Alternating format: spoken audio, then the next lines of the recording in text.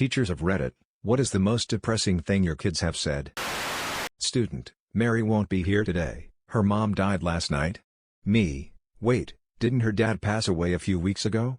Student, yes, both parents died suddenly within a few weeks of each other from different medical conditions.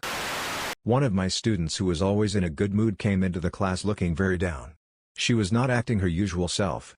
I had to get onto her several times for being on her phone. Again, very unlike her. She asked if she could speak to me in the hallway. Kid, I'm sorry for being in such a bad mood today. Can I tell you why? Me, of course. Kid, proceeds to take her cardigan off, she had a tank top on underneath, and showed me welts that she had gotten the night before from her mother beating her with an electric cord. She says, "My mother beat me for no reason last night, and I don't know what to do." Sadly, it was not the first time I had to report. Edit, I didn't expect this comment to blow up.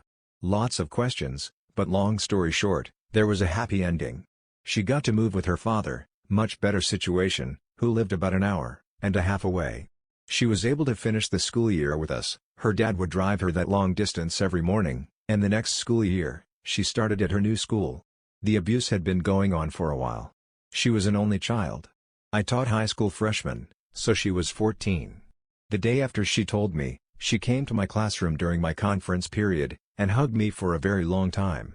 Thank you everyone for your comments and to the kind stranger who gave me a silver. I teach pretty much exclusively college freshmen, and by that point they all have that fatalistic sense of humor anyway, but it gets real sad when they get to the end of their rope. Nothing specific that I can remember, but a lot of why I think I could make it in college, I'm too stupid for this, I should drop out, and they actually mean it. Stuff like that. Monday however, a student asked to talk to me before class, and said, "I know this paper is important, and all, and I don't want you to hate me, but I couldn't get my paper done. And I'm used to this sort of thing, I mean, it's just natural." But then he take a deep breath, and blurts out, "My dad called me last night, and told me he was leaving my mom, and moving away, so he's leaving me too, and I just couldn't deal with it. I'm really sorry if you're mad at me." It just hits me hard when they have to deal with more than they should, and on top of it they think I've formed a personal opinion of them, and that I'm going to think badly of them based on something like this. I ran holiday science workshops, filled with brainy kids as you'd expect. There was an 11-year-old girl who was brilliant at everything. The content was clearly beneath her. Very quiet, respectful, well-liked by the other kids. Her parents were moving soon because she received scholarships to a prestigious school. Whenever her dad came to pick her up, he was obviously proud, telling me about all her achievements, how she was in advanced classes, just won all these sports awards too, etc. Showed videos and photos of her winning all these soccer games. They enrolled her younger brother in similar sessions. He gave it a go in the first few but really struggled, always the last to finish, and felt his work didn't look as good as the others. Looked embarrassed to ask for help. He screamed at his sister when she tried to fix his circuit.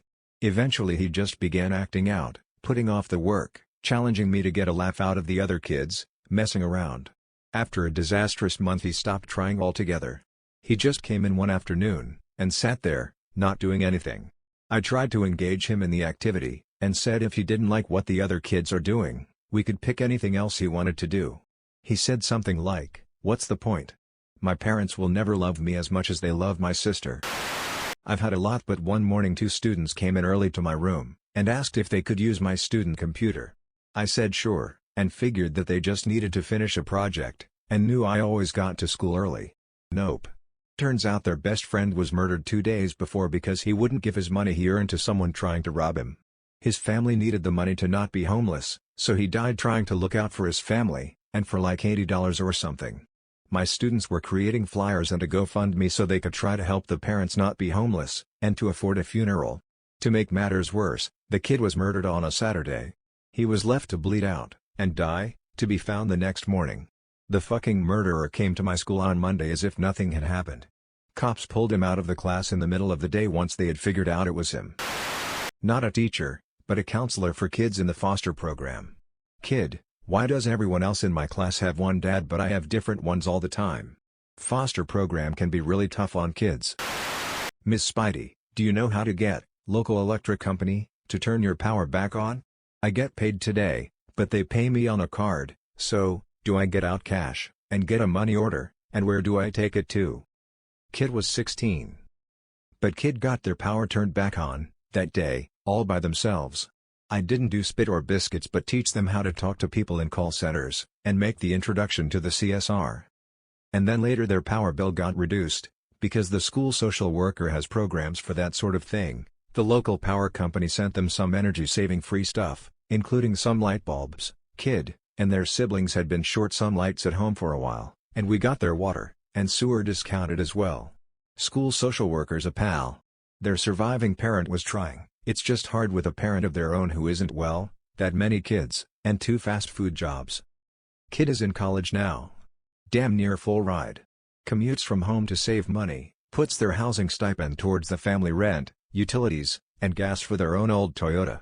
Their parent looks like they just took their first breath in 10 years. I'm proud of all my students, but especially that one. My mother was a teacher for nearly 30 years. She spent the last 10 years at a middle school that was pretty hard up in the Tulsa public school system. She had a very good student who came to school every day in the same clothing. We can call him Jay. The clothing was always washed, but even so around halfway through the year, his clothing was becoming tattered and stained. The other students began to notice and make comments. The school tried to give him clothing but he refused. He would not accept a handout. A few teachers came up with a plan for the school, put on a contest where the winner was given some new, very nice, school clothing. This contest was set up for Jay to win. This way he could have new clothing, and not feel as though he was given anything. Jay won the contest. He accepted the new clothing gladly.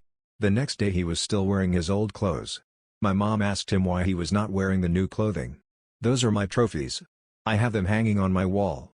Rips my heart right out of my chest. Can you be my mom?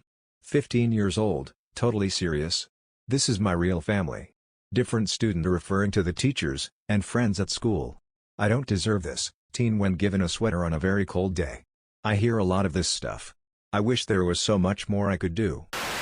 A couple in the running. My boyfriend was shot in front of me, and died in my arms. The ambulance we called never arrived. Mom went to go stay with my older sister, 3 states away, for a while. She told me I'm in charge of his twin 15-year-old brother, and we need to make sure we stay at specific shelter. She never came back. A visibly sick student in class mom said she's working, and I tried to call my dad. He hung up on me. He doesn't care about me anyways. On the first day of school, and the first day of my career, how was your morning? Dude took 2 to the chest on his front porch on my way to school. Don't worry though, I didn't see his face. What are we doing today? Why should I even try? I'm just stupid anyway. He has a learning disability, and has a hard time with reading, and that's not to mention his ADHD with odd. He sees a therapist every week, and is way better. This trickles down to just about every subject he has. It broke my heart when he said that. A 6-year-old preschool kid took my hand, and wanted to show me something he had drawn. The drawing was in dark colors, and sort of angry looking. He explained that he had drawn his heart, which was broken, and hurting very bad. He said it wasn't any fun when his heart hurt like that. He was often being excluded from the group by his classmates, sometimes even bullied. He didn't have the social skills to communicate well with his friends, which led to him being very misunderstood even though he always meant well. Student: I want to play with my friend today, but her dad died, so she can't come over. Me: oh no, I'm so sorry to hear that. Student: yeah, my mom said God is punishing her. I explained that God does not punish people like that, and it is not her friend's fault that her dad passed away. I'm not a teacher, but my 3rd grade teacher was having a really bad day with many kids behaving badly. She had us line up, and go to her desk one by one, and tell her, quietly, if there was something upsetting us that day. I don't know what the other kids told her, but I told her that my mom had shouted at me that morning, "No one will ever love you." Knowing my classmates, and the area we were living in, I'm sure she heard some sad stuff. She went on stress leave shortly thereafter. Edit: thank you for the kind comments. Yes, life got much better for me as an adult. I'm happily married now with 3 kids who get to worry about regular kid problems instead of dealing with verbal and physical abuse at home like I did, and my mom did, and probably her parents did. I've only been teaching for around 9 months, but one sticks out. I do a lot of one-to-one work with a reception-aged child, 4 to 5, who has quite severe ADHD, and needs constant supervision. I get to take him outside, and do gross motor work with him, and I've really took a shine to him. Broke my heart a couple of weeks ago when he was stopped by the deputy head, and told off for running down the corridor. He burst into tears, which is completely unlike him, and said, "I just can't get the naughty out of my brain." There was a student who constantly said some pretty sad stuff like, "My mommy doesn't like me, I'm not getting presents for Christmas, my mommy hit my daddy last night." Turns out her mother was abusive to her, and her husband, and refused to even touch her. Plus a lot of other terrible stuff. Her parents have split, and she is now in a safe home where she is loved. She was only 4 at the time. It's depressing, but my teacher said it to me. "Why don't you have any friends? Do you want me to talk to the other kids to add you to their group?" Proceeds to tell a group of children to add me to their group, and being rather loud other kids. Nothing changed. I never changed until the end of school, and rarely had someone to even sit with me in class. This was one of the reasons why I had such low attendance in school. Already made a comment, but I've been thinking about his thread because this is my life every day. Other moments in my career that have touched me: student of mine drops out to get a job, happens quite a bit because of the economy where we live. Student in question is couch hopping, and trying to support himself, and can no longer afford to not work, so I don't see him for 6 months. On his 19th birthday, he had the day off, and you know what he did? He came to school to visit me, because he knew I would be happy to see him, and he would get at least one happy birthday from someone who cares about him. Anytime a student says anything like, "You're the only one who cares about me," "You're the reason I come to school," "You're the reason I graduated," etc., kills me every time. Anyone can graduate high school, but they lack the confidence in themselves to see it. I try so hard every day to let them know they can do it, but they go home and get the opposite from their parents. Some days I might be the only positive interaction a student has. I always say good morning when they come in, and goodbye when they leave, so they know they're being noticed. I try to always use their names when greeting them so they know it's specifically for them. I try to remember important dates for them, birthdays/court dates/ if they're going to their driving test that day, and congratulate them personally or ask how it went. I want them to know they're seen, and someone cares. Not a teacher, but one of my close friends. I've known her since the start of high school. She never realized her home life was as bad as it was. She spoke about her mom neglecting her while the 14 foster cats they could barely afford to feed were spoiled rotten, and how eating the same thing every night, her only meal for the day, started to make her nauseous. The real kicker is that her mother got cancer, and as soon as she died, she said, "I'm so glad she's dead. I wish she died sooner." Or something along those lines. She was 16 when her mother died, and she's 18 now. She's never going to leave those horrible scars, and the things she tells me about are horrifying. She lives with her dad now, and has a proper home, regular good meals, etc. I have no idea how her dad didn't get custody when she was a child. He's an amazing dad to her, and would probably do anything to help her more. I did a month as a teacher assistant during work experience when I was in 6th form, and normally you stick with the same teacher all day but a different teacher every day, if that makes sense. Anyway, I requested if for the whole 2 weeks I could stay with the same class, which got accepted, so there I was staying with the Year 9B class, ages around 13 to 14. Throughout the time I treated them all as people, not as students. Having a joke with them while they got on with their work, etc. About a week in, one student, let's call him Oliver, suggested to the teacher I take out 4 to 5 students to continue work in another room, which was agreed on for every lesson from that point. Every lesson Oliver requested to go out to the other room, but obviously sometimes he couldn't.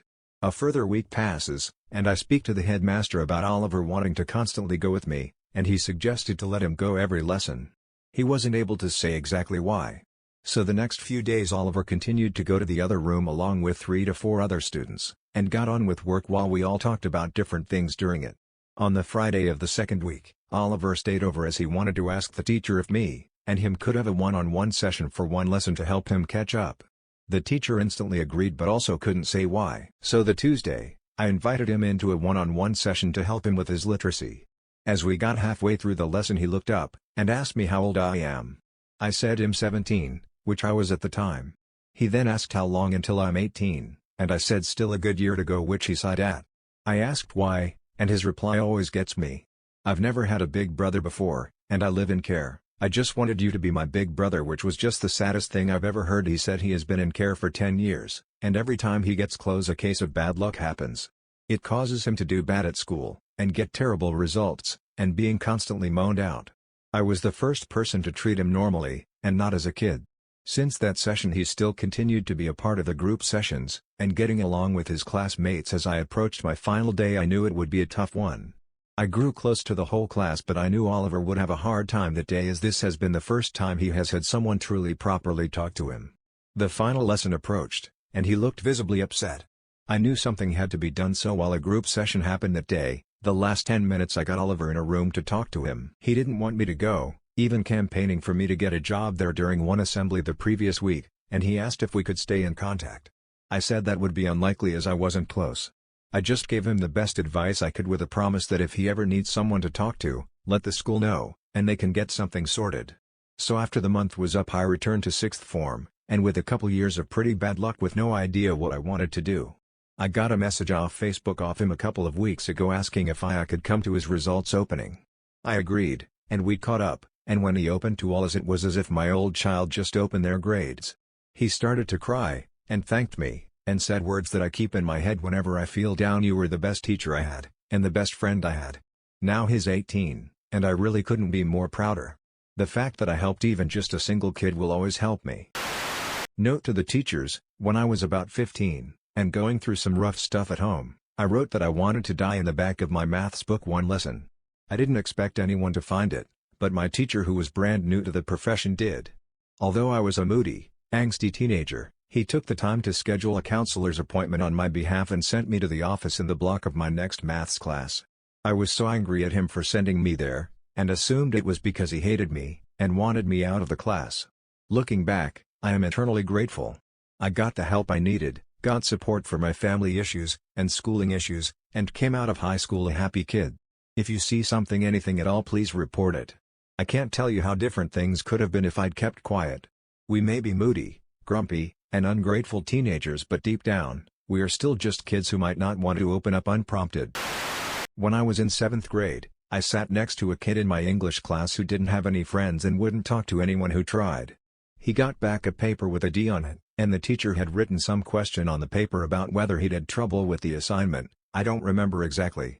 Underneath her question he wrote, "Because I am stupid and useless," and at the end of the class he walked by her desk and put it in the pile. When she looked at it, I thought she was going to start crying. I always wondered his family was like that. He wouldn't talk to anyone, and thought about himself that way. Never did find out. One day he just wasn't in school anymore. Not a teacher, but a student. We had a teacher, Mr. B, who had cancer while we were in school. He took a break from teaching, and a few months later a kid in my class, who had a history of just pure violent outbursts, said to a maths teacher, Mrs. S, that she wished Mrs. S had cancer, not Mr. B. Mrs. S broke down into tears, obviously. Have to admit I had no idea what to say, and the kid got the royal shit beat out of him by other students for it. Edit, teachers' names just to make it easier to understand. I taught students with intellectual disabilities. Some people use the term mentally challenged. I can't remember what we were doing, but I had a student who had a hard time stringing complete sentences together look at me, and say, "I don't want to be retarded. I want a smart brain like you." It was heartbreaking. Most of them knew they had disabilities, and understand just enough to feel inferior. I was speechless, but if it happened again, I'd remind this child of his remarkable gift of humor, and bringing joy to others. This is something I remember saying to a teacher back in high school during my senior year. It was the first day of school after winter break, and I was telling my Gov/Econ teacher that I'd be missing the rest of the week of school to get material so I could stay on top of my workload while I was gone. Me, I won't be here the rest of the week. Teacher, jokingly, "Oh, need another vacation already?" Me, "No, my grandfather died on Christmas. His funeral is tomorrow." I feel so bad thinking about it now. She was a great teacher who was always friendly, and I'm never going to forget the way she just said "oh" after that. Not a teacher, a student, but I was reading through these, and I think two of my stories fits here. My memory is a little fuzzy, but yeah. I was in 3rd grade, and my teacher had us write goals on a piece of paper. Everyone else's was "I want to get better at underscore," or "I want to learn underscore." But mine said I shouldn't be so stupid. Of course, my teacher told me to be kinder to myself, and redo it. I didn't understand, because I thought it was obvious that I was stupid, and saying that, the truth, would be a nice thing. So I kept going back and forth with slightly different rewordings of that. Didn't end up with anything she liked. Another one, 7th or 8th grade, my teacher, bless his goddamn heart, he's a great man, a few weeks after school started gave us the most important assignment of the year. He handed us a piece of paper, and made us write 5 things we love about ourselves. He said if we couldn't finish it, work needed to be done. Everyone was able to finish it rather quickly, even the most emo of emos, but I couldn't even think of one.